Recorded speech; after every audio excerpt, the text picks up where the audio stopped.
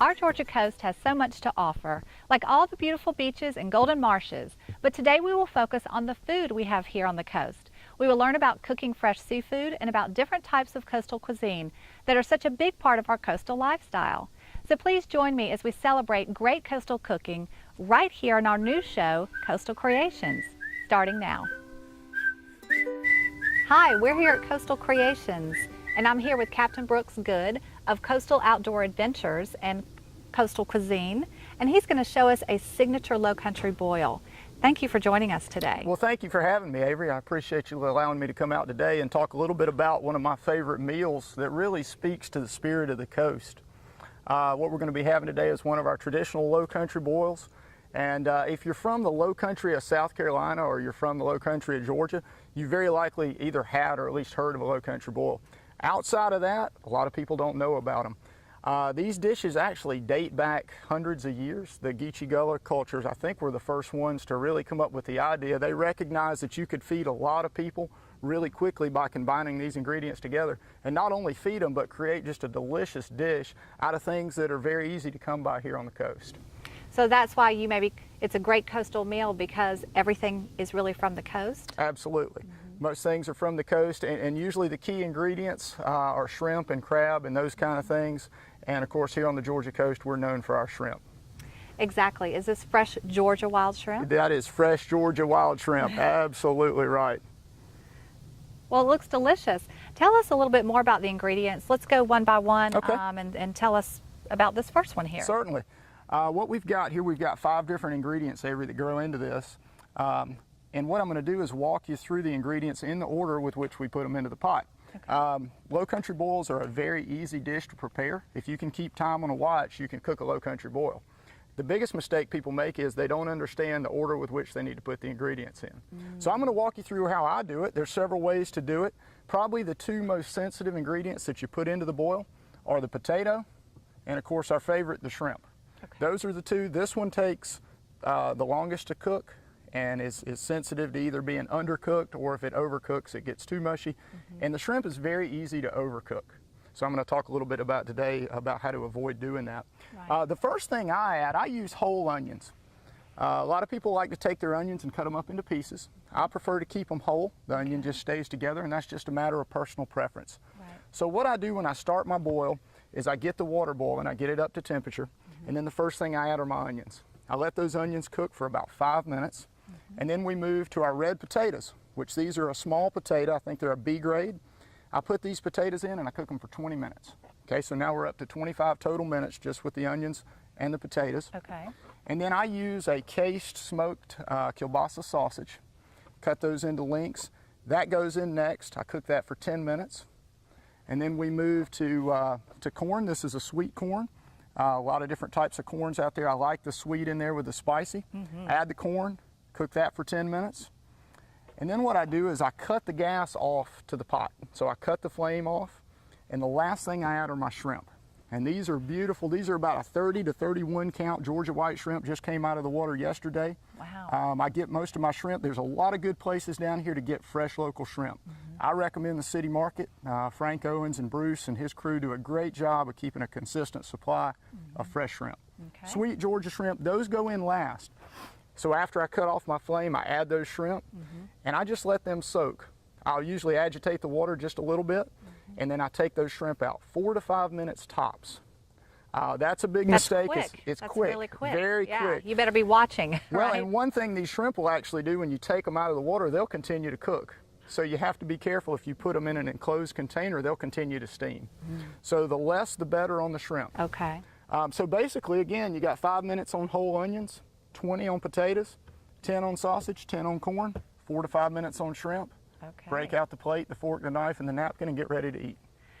Wow, well, it sounds wonderful. So it really can go all in one pot. It's just a matter of timing. That's exactly right. Exactly. Okay. I use an 80-quart pot with a strainer. Okay, here's the pot. It all goes together? It all goes in together, so it will all come out at one time. Okay. And then you can serve it in a variety of different holding containers. Some people actually like to take a table and put crepe paper and just pour it out on the table.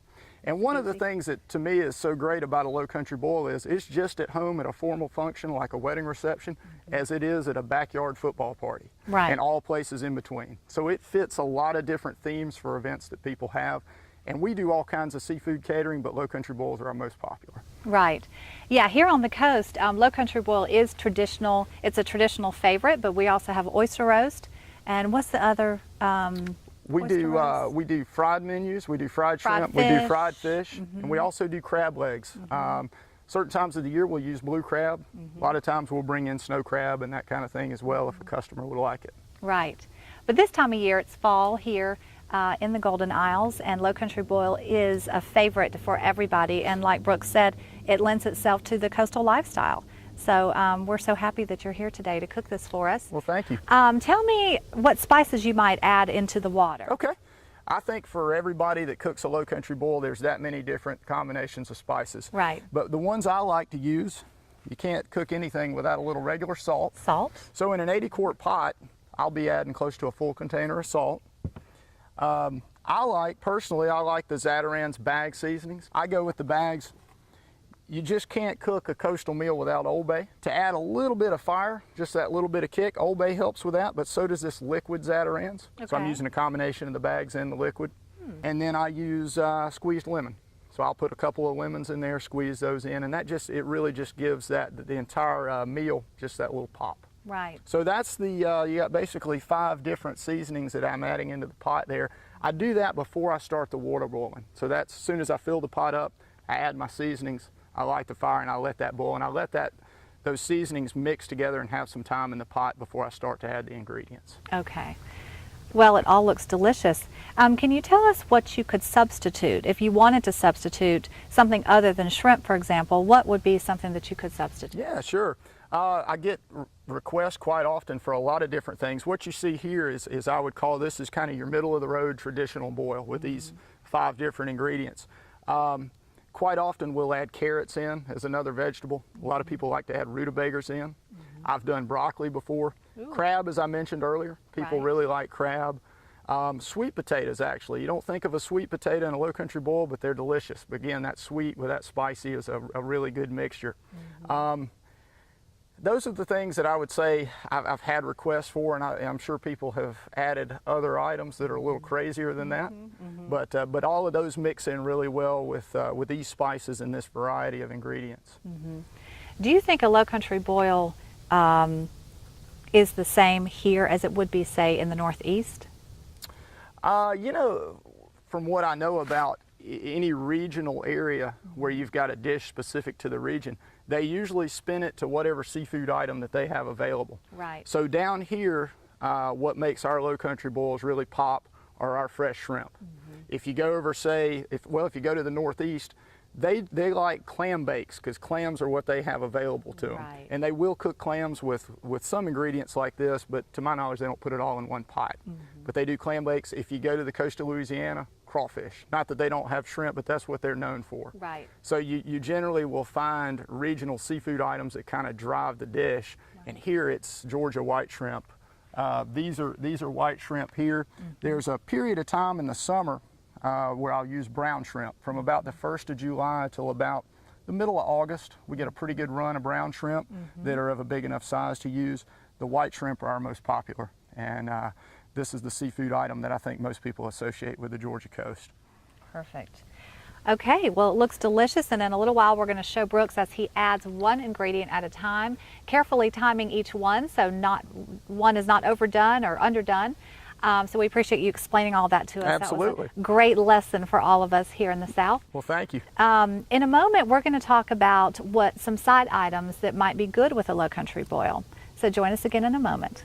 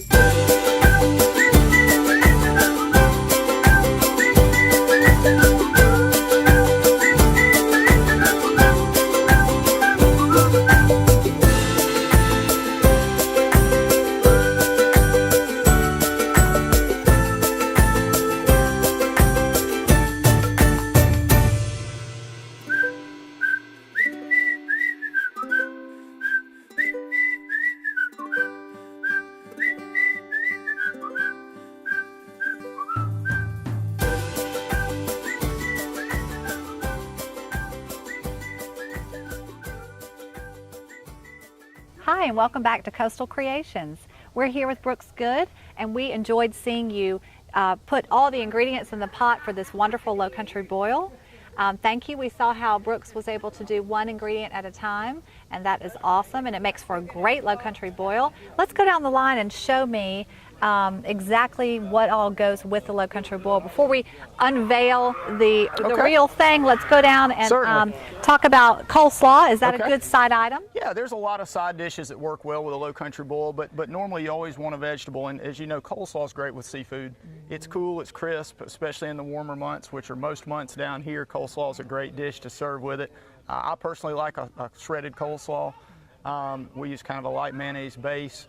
We do a sliced Italian bread. A bread item is always a good thing to mix in with it. And then, of course, you got to have cocktail sauce with any low country boil. Right. And this is a cocktail sauce that we've mixed in a little bit of horseradish just to give it that little bit of extra. Right. As she just pointed out, we've got cookies, which are extremely popular. They look delicious. Chocolate chip cookies. We got the most beautiful Golden Isles TV cupcakes you could ask, and a cake. So you got to have something sweet at the end of a nice spicy seafood meal. That really adds a nice pop to it. That's awesome. What other side items could you possibly have with this? If you didn't have coleslaw, could you do a salad? You could do a salad. A lot of people like to do a salad. A big tall salad is a great idea. There's several ways you can do coleslaw to kind of mix it up. Some people like a vinegar-based coleslaw rather than a mayonnaise-based. A lot of people will put a crunchy, like a ramen noodle in it, something like that to go with it. The nice part about a low country boil, though, is it is basically a standalone meal because you've got all your ingredients in it. So you don't have to go very heavy on your side items. Right. But having a vegetable alongside is a nice touch. Good. Yeah, we're about to unveil the beautiful low country boil that's been cooking here. The ingredients really go in separately because they have different times that they cook, but it all comes out together to make a beautiful meal. And he's going to show us the difference. Let's open this and see the Absolutely, yeah. the finished product. The finished should product. Look something about like that, and you can see it's all served together. So we got our shrimp, we got our sausage, we got our corn, our onions, and our potatoes, and they're all mixed right in there together. So you sort through the bowl there to pick out what you like. As you can see, these shrimp, they just kind of have a nice pink color to them. Right. You can pinch the tail. Here's how you know when a shrimp is cooked properly. If you pinch the tail on that shrimp and it comes off, that's perfect. You don't want to have to muscle the shrimp very hard to get the shell off. It's usually a two-step peeling process. Pinch this tail, and then you just peel off the outer shell. That came off easily. There you go. And there you go. Perfect. All that's left to do is eat it. So we've got our main course, which is the low country boil. Okay. We always do this as a side item. This is without shrimp. Okay. And I'm going to ask you to just take that lid off Sure. since I just picked up a shrimp. Okay. What we do is we pull the ingredients before we add the shrimp. Okay. So we've got corn, we've got potatoes, onions, and sausage. And in most crowds, if you're hosting an event, you're going to have a person or two that are seafood intolerant.